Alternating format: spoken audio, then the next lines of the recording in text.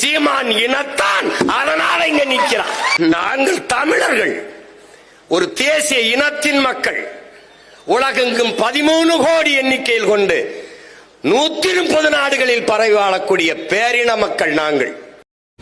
தமிழ்நாட்டில் எத்தனையோ அரசியல் கட்சிகள் இருக்கு. 75 வருஷம் சுதந்திரத்துக்கு அப்புறம் 60 ஆண்டு திராவிட கட்சிகள் ஆட்சியில் வாழ்ந்துட்டோம். இதையெல்லாம் தாண்டி நீங்க வந்தா என்ன செய்ய போறீங்க? எங்க ஐயா கருணாநிதி, எங்க அம்மா ஜெயலலிதா, எங்க ஐயா எம்ஜிஆர், எங்க ஐயா எடப்பாடி பழனிசாமி, இவங்க எல்லாம் செய்யாத நீங்க என்ன செஞ்ச போறீங்க? உங்க கட்சியில் உள்ள கொள்கை திராவிட கொள்கை தாண்டி என்ன வித்தியாசப்பட்டிருக்கு? நாங்க ஆண்டாண்டு காலமா உதயசூரியனுக்கு ஓட்டு போட்டிருக்கோம், நெட்டலைக்கு ஓட்டு போட்டிருக்கோம். நாங்க விவசாயிக்கு ஓட்டு போடணும். இந்த கேள்விலாம் உங்களுக்கு மனசுல தானா எழுந்துச்சுன்னா நீங்க படிச்ச படிப்புக்கு அர்த்தம் இருக்கு. இத்தனை ஆண்டு திராவிட கட்சி உங்களை படிக்க வச்சுன்னு சொன்னதுக்கு ஒரு அர்த்தம் இருக்கு.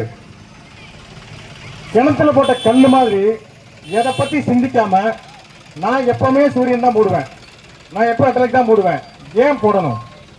சூரியனுக்கு போடுறல அப்புறம் எட்டலைக்கு ஏன் வந்துச்சு? ஒரு கட்சி ஆட்சி ஒழுங்கா இருந்துச்சுன்னா திருப்பி இந்த வச்சு ஏன் தேவைப்படுது? ஒருத்தர் சரியில்லை கொண்டு வந்தீங்க, திரும்ப இவன் சரியில்லை திரும்ப அவனே கொண்டு வரீங்க. நமக்கு வாய்ப்பு இல்லை, மாத்தி மாத்தி வந்துட்டு இருந்துச்சு. வாய்ப்பா வந்தவங்க எல்லாருமே யார் கட்சியில இருந்தாங்களோ அந்த இதுல உள்ள வந்தவங்க. ஐயா வைகோ வந்தாரு, விஜயகாந்த் வந்தாரு, திரும்பி அங்க உள்ள போனாரு. இதே குழப்பம். நாங்க ஏன் இத்தனை பேர் தாண்டி சீமான் கட்சியில ஏன் நாங்க வேலை செய்யறோம்? ஏன் சீமான் ஆதரிக்கிறோம்? ஏன் அவருக்கா நாங்க ஓடி ஓடி உழைக்கிறோம்? சொந்த காசை போட்டுக்கிட்டு, சொந்த உழைப்பை விட்டுட்டு, சம்பளத்தை விட்டுட்டு எதுக்கு எல்லாரும் வந்து வேலை செய்யறோம்? இந்த விஷயத்துல புரிஞ்சுக்கிட்டா போதும். பெற்ற தாய் தகப்பனே வந்து விஷத்தை கொடுத்த மாதிரி சாராயத்தை ஊத்தி கொடுத்துட்டு இந்த பக்கம் போதையின் பாதையில் செல்லாதீர்கள் அப்படின்னா என்ன அர்த்தம்? அது மது நாட்டுக்கும் வீட்டுக்கும் உயிருக்கும் கேடுன்னு பாட்டில் எழுதி வச்சுட்டீங்க. நாட்டுக்கு என்ன கேடு உங்களுக்கு? வீட்டுக்கு கேடு. வீட்டுல இருந்து காசு தாய் முன்னாடி தாடி அடமானம் வச்சு குடிக்கிறான். நாட்டுக்கு என்ன கேடு? 50,000 கோடி வருமானம் வருதுங்கிறீங்க.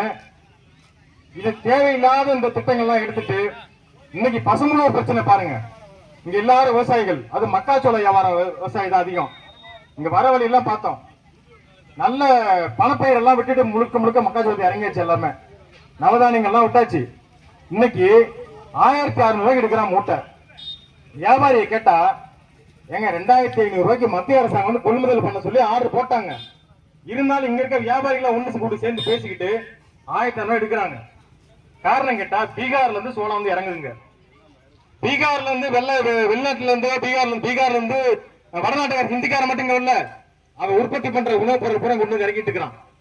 ஆந்திராவில இருந்து கோழிக்கறி ஆட்டுக்கறி வர்ற மாதிரி, கர்நாடகா பண்ணி ஆந்திரா பண்ணி தமிழ்நாட்டுக்கு வர்ற மாதிரி பீகார்ல இருந்து பஞ்சாப்ல இருந்து அரிசி நெல் எல்லாம் வர ஆரம்பிச்சிருச்சு. இதை மாத்தணும் அப்படின்னா இது தமிழ்நாட்டுல மேடைக்கு மேடை பேசுறது சீமான் மட்டும் தான் பேசுறாரு.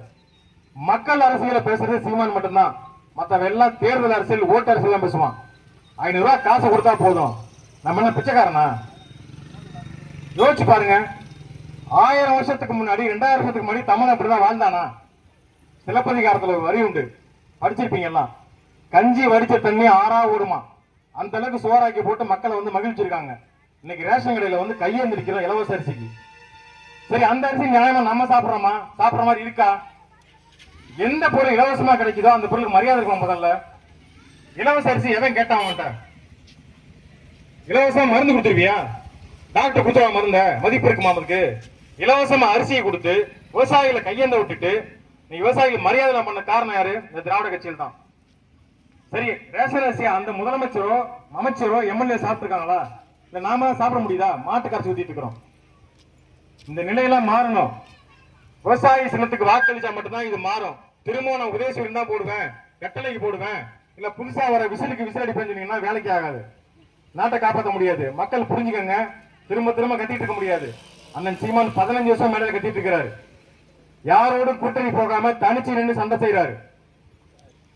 வீரங்கிறவன் தனியா நிற்பான், அவன் தான் வீரன். கோலை தான் 10 கூட்டணி கூப்பிட்டு இருப்பான். நாங்க கூட்டணி எவனையும் கூப்பிட போறதில்ல. மக்கள் தான் எங்களை நம்பி நிக்கிறோம். உங்களை நம்பி நாங்க நிக்கிறோம், எங்களை நம்பி நீங்க நிக்கிறீங்க. நான் அங்க இருந்து நாங்க வந்திருக்கிறோம். அதனால இந்த ஒரு முறை வாக்கு செலுத்துங்க. மாற்றம் வரல அப்படின்னா, நாங்க ஜெயிச்சு நல்லது செய்யணும்னா அடுத்த தடவை இங்க வாக்கு சேகரிக்க ஊர்ல விடாதீங்க. எழுதி வச்சு சொல்றேன். 50 வருஷத்துல மாத்தி மாத்தி விட்டுட்டீங்க திமுக அதிமுக. இனிமே அந்த தப்பு நீங்க செய்யாதீங்க. ஒரு தடவை மாத்தி விவசாயிகள் வாக்கு செலுத்துங்க, மாற்றத்தை கொண்டு வாங்க. நன்றி. விவசாயம் முன்னேறணும்னு நினைச்சீங்கன்னா விவசாய கட்சிக்கு, நம்ம நாம் தமிழர் கட்சிக்கு விவசாய சின்னத்துக்கு வாக்களிங்க. நான் இங்க பெரம்பலூருக்கு நிச்சயமா எனக்கு ஓட்டு போட்டு நீங்க ஜெயிக்க வச்சீங்கன்னா என்னோட கனவு பெரம்பலூரை முன்னேற்றணும்ன்றதுதான். இங்க ரயில் பாதை கிடையாது, நம்ம ஊர்ல பஸ் ஸ்டாண்டு கிடையாது, நிறைய இடங்கள்ல இங்க கூட பாருங்க பஸ் நிறுத்தம் இருக்கு, பஸ் ஸ்டாண்டு கிடையாது, நீர்த்துறை கிடையாது, கழிவறைகள் கிடையாது, அதே மாதிரி கழிவுநீர் வாய்க்கால் கிடையாது. இது மாதிரி நிறைய விஷயங்கள் பெரம்பலூர்ல இல்ல. அத்தனையும் சரி செய்வேன்றதை நான் உறுதியா சொல்றேன். நம்ம பெரம்பலூரை ஒரு நல்ல வளர்ச்சி அடைஞ்ச மாவட்டமா மாற்ற முடியும்ன்றது இது என்னோட கனவு. என் கனவை நினைவாக்குறதுக்கு உங்களோட ஆதரவு எனக்கு வேணும். நீங்க எல்லாரும் விவசாய சின்னத்திற்கு வாக்களித்து ஆதரவு அளிக்குமாறு அன்போடு கேட்டுக்கொள்கிறேன்.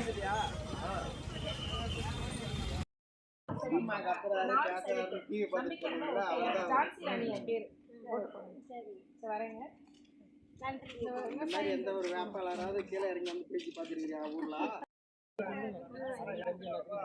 விவசாயம் வந்து அரசு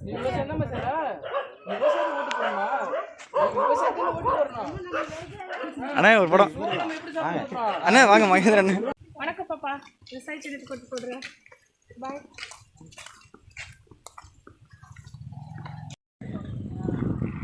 நம்ம நாட்டை இப்போ ஆண்டே கிட்டமே பார்த்தீங்கன்னா ஒரு தடமுள்ள இடமெல்லாம் தமிழர் முகம் தேடி வருகிறார். நாம் தமிழர் கட்சியில் பெரம்பலூர் சட்டமன்ற தொகுதி வெற்றி வேட்பாளர் சகோதரி சாந்தி ராணி அவர்கள் ஜனநாயகத்தை வீழ்த்தி ஜனநாயகத்தை நிலைநாட்டிட நீங்கள் வாக்கு செலுத்த வேண்டிய ஒரே சின்னம் விவசாயி. பராமரிப்பின்றி கிடக்கும் வருவாயை பாதுகாத்திட நீங்கள் வாக்கு செலுத்த வேண்டிய ஒரே சின்னம் விவசாயி. பாதாள சாக்கடை திட்டத்தால் பாதிக்கப்பட்ட பகுதியை மீட்டெடுத்து பாதுகாத்திட நீங்கள் வாக்கு செலுத்த வேண்டிய ஒரே சின்னம் விவசாயி. வரி கட்டுறீங்களா? எல்லாம் ஏறிடுச்சா? மின் கட்டணம் ஏறிடுச்சுங்களா? எல்லா பொருளோட விலையும் ஏறிடுச்சுங்களா? இதெல்லாம் எங்க கல்குவாரியால் ஏற்படும் மாசுகளை தடுத்து நிறுத்தி மக்களை பாதுகாத்திட அவங்க நீங்கள் 10 வாக்கு செலுத்த சம்பாதிச்சாங்கன்னா வேண்டிய உங்களுக்கு ஒரே 50 பைசா சின்னம் கொடுப்பாங்க. விவசாயி. கரெக்டுங்களா? 100 ரூபா சம்பாதிச்சாங்கன்னா உங்களுக்கு 1 ரூபா தருவாங்க. அதுதான் 500 ரூபா. நீரோடி கடல்களை சரி செய்து